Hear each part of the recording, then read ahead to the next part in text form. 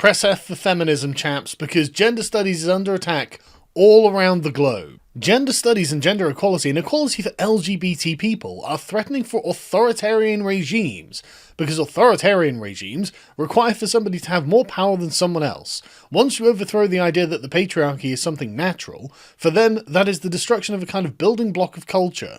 Well, that's correct.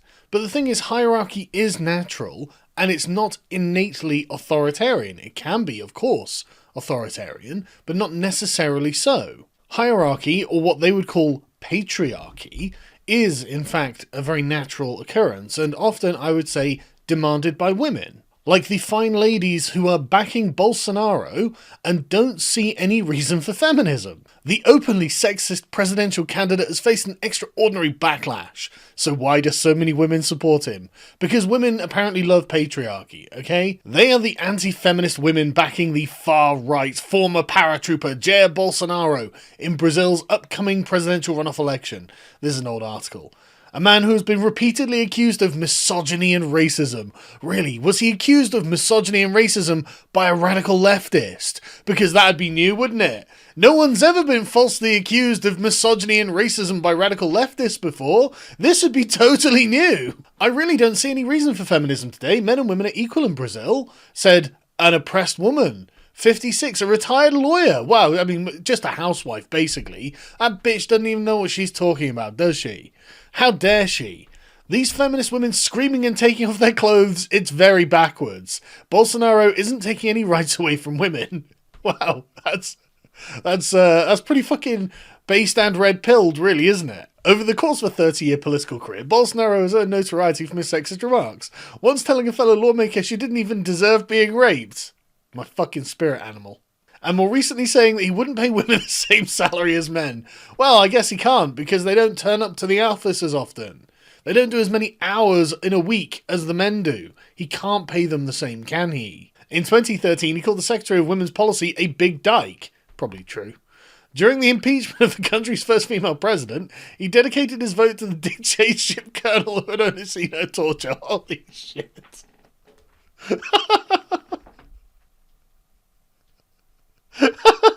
I swear to God, Bolsonaro is just my favourite absolute mad lad. So such language made him a hate figure for many, and yet he still won the presidency, didn't he? And he's making Brazil great again. And apparently the ladies love it. When Bolsonaro's supporters held their own demonstrations, his son Eduardo pronounced, "Right-wing women are prettier than left-wing women. They don't show the breasts on the street, nor do they defecate in the streets. Right-wing women are more hygienic." Well, that's demonstrably true, isn't it? Seems like radical feminist women are pretty fucking disgusting, and apparently have no problem with them being disgusting and naked in public. In one, a female Bolsonaro supporter stands surrounded by Brazilian flags, eyes closed, fist in the air, with a sleeping child over her shoulder. Now that's the important part, isn't it? The woman from the El Now protest is yelling, topless, daubed with body paint. Another widely shared image showed a little boy wearing a shirt saying, "Mum's a feminista, I don't grow up to be a machista," which I suppose is manly, with text written over it, "Sweetie, if your mum's a feminist, you wouldn't even have been born, you'd have been aborted." Whew, that's spicy. I'm loving the Brazilian anti-feminists. They don't pull their punches, do they? A real feminist is a woman who gets up early, works hard and fights for her independence, not these women who whine and have barely worked a day in their lives, says Linda Fontes, 23, a real estate administrator from Rio's poor periphery, who describes herself as a Bolsonaro fanatic. I bet she's a good looking girl too. She's been mugged twice and supports Bolsonaro's loosening of gun laws so citizens can protect themselves from violent crime. Not surprising, really. If you've been mugged twice, you might want to carry some kind of defence, because Brazil is a massively crime-ridden country. I need to be able to protect myself in the chaos that is Rio de Janeiro today. Female Bolsonaro voters shrug off his refusal to support legislation to ensure equal pay, despite studies showing that women in Brazil earn 22.5% less than men. Yeah, and I bet they work about 22.5% less than men too. It's all adding up, isn't it? Salaries for both men and women should be based on merit and responsibilities. Women today are well aware of their rights, obligations and duties. We don't need the government for that, said Maria Alice de Lego, a seamstress from rural Sao Paulo state. She sounds amazing and totally fucking woke on the problems of modern feminism. These women are liberal, not progressive. How awesome is this? And I bet The Guardian was just seething having to publish this article. The ladies accept that Bolsonaro sometimes doesn't express himself well. Maybe his tones sometimes lack respect, but who am I to judge? Man, Brazilian women sound amazing. I've never played the victim card, says an unnamed black woman supporter in one such clip. I support the right. I'm feminine and I love it. I shave my armpits. I cook for my husband. Yes, I wash my husband's clothes. There's no problem with that. So women who know what they want and why they want it. Right, okay. That makes sense. So a professor from the University of Sao Paulo said, it was evident that Bolsonaro would have a problem with women. Really? But Bolsonaro and his internet base reacted. They adjusted the discourse to position him on the side of women, but against feminists, which was a risky strategy, but it worked. It's probably got something to do with the fact that even the feminists think that sexist men are sexier than woke men. What is it about toxic masculinity that's just so goddamn sexy, ladies? You're going to have to tell us once, you've done enough studies on it. Dating male feminists turned out to be one of the least empowering decisions I've ever made. Which is pretty amazing given how you'd expect that dating a male feminist would mean that you would have to do fucking everything. Take the lead in absolutely every walk, every way in your life. But I guess that the women who find sexist men at least not being traitors to other women. Oh, it sounds like they're supporting the patriarchy to me. I think they are. I think they are traitors to other women.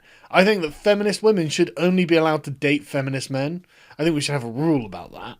They are, in fact, women who recognise that it may be more beneficial to have a partner who is committed to them and willing to sacrifice for them and their family than it is to have a woke feminist man who wants them to be independent. Because women want children. That's what it comes down to. And why shouldn't they? Children are fucking great. Take it from someone who is a father. There is no better way of giving meaning to your life than having kids.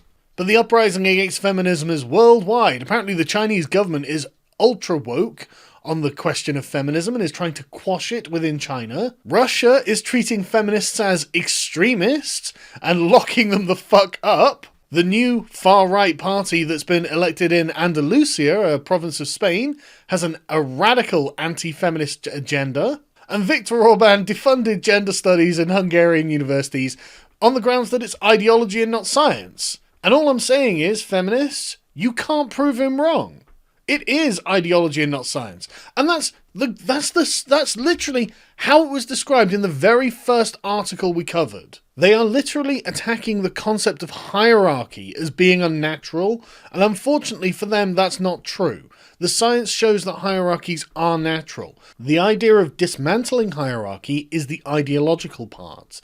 The idea that we can create a world that's non-hierarchical is fantastical, because we haven't seen such a world. There is nowhere on Earth, or has ever been anywhere on Earth, where human society has been non-hierarchical, making the idea conceptual, aka ideological, by definition. You cannot show a working example of a non-hierarchical human society. Such a thing is pure ideology and not reality. And even traditional feminists are opposed to gender studies at this point, as, like, for example here, Scottish feminist group says transgender laws risk women's rights. Yes, the TERFs, the radical man-hating feminists, hate the fact that men are trying to become women because, they're muscling in on their TERF. I probably should have considered that pun in advance, but now I don't even have a joke to make about it.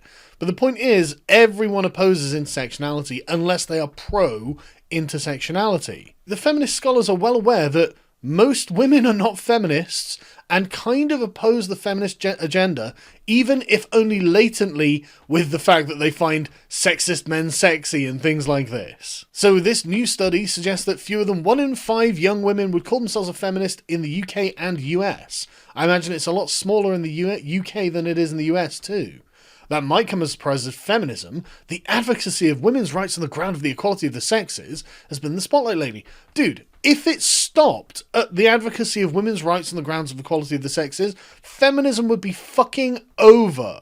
There would be nothing more for us to discuss. We would look at people's rights and say, well, we all have the same rights. Now it's up to us on how we use those rights. But no, that's not where it stops. It's an entire process of deconstruction, the idea that all hierarchy is illegitimate and therefore all of it must be somehow washed away. That's what feminism has become under intersectionality, because intersectionality views any kind of power dynamic hierarchy as illegitimate, and there is no way of legitimizing it. This is why intersectionality is just opposed to the concept of civilization as we understand it. Which is why so many people are against it. And you go, oh, look at all these authoritarian regimes. Yeah, they're authoritarian regimes, and they know exactly what is going on here. And so they just get lost. You know, get bent. You either go to jail, we'll defund you, we'll ban you, whatever. Right? We can't do that in the West. What we, as the people of the West, have to do is understand these things and personally avoid them by self-association. Basically, if you're ever given the option to do a feminist course, refuse. If you're ever given the option to work for a feminist organization, refuse. If you're ever given the option to hire a feminist, refuse.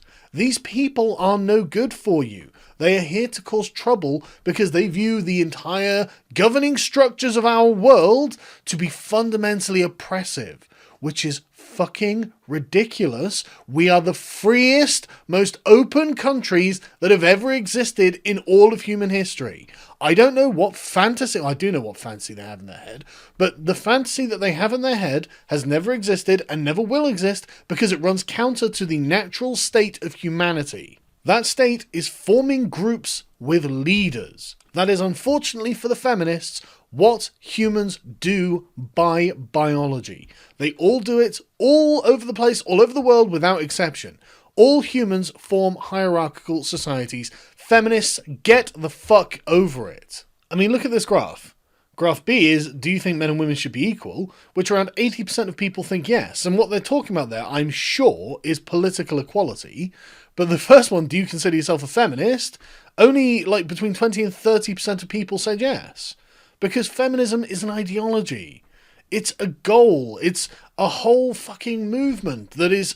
It's complicated and frankly seems to really hate men and white people and straight people and all of those groups that they don't consider to be oppressed. That doesn't mean people are against equality, at least political equality. Obviously, they're against loudmouth harpies running around shrieking how everyone else apart from them is evil if they don't agree with them. That's what people are against. But the thing is, the feminists are up against a bunch of really harmful stereotypes. Having interviewed a diverse group of German and British women for my research, I found associations for the term feminism with man-hating, lesbianism, or lack of femininity was a key factor in rejections of the label feminist. Well, why would people think that feminists hate men?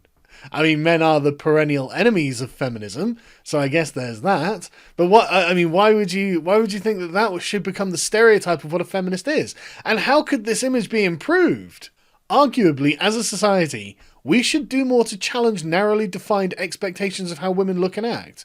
Why? Women generally put those on themselves. Working harder to make this movement more inclusive could mean that feminism speaks to the experiences and concerns of diverse groups. What? This is just ideological bullshit. You're not addressing any of the actual concerns that are causing people to reject feminism. You seem to hate men. Address that now. You seem to think men are oppressing women. They aren't. Most women do not feel oppressed by men. Most women love fucking men, you dumbasses. Most women aren't resentful of them. And honestly, it's a good thing too. Because feminism really is one of the worst things that the Enlightenment has produced. Because, I mean, the Enlightenment, it did a lot of good things. It also did a lot of bad things, and radical feminism is one of them.